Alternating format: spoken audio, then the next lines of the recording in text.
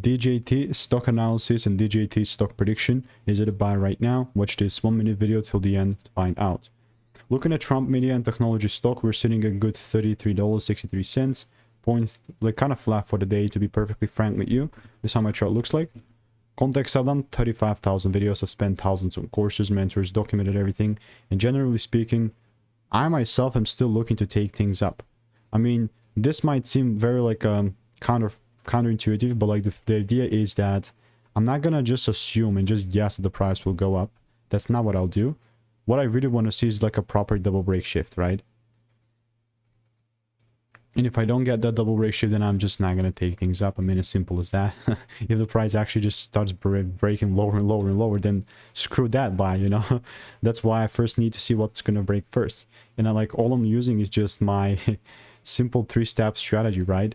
And you can find that like right there, like in the first link in the description or the comments. But generally speaking, that's how DJT looks like for me. And if you want to make... if you want to learn the strategy, there is a free... pretty much, I have a free newsletter, and then this is my Discord group and whatnot. Has all 5-star reviews, and I'll keep you updated.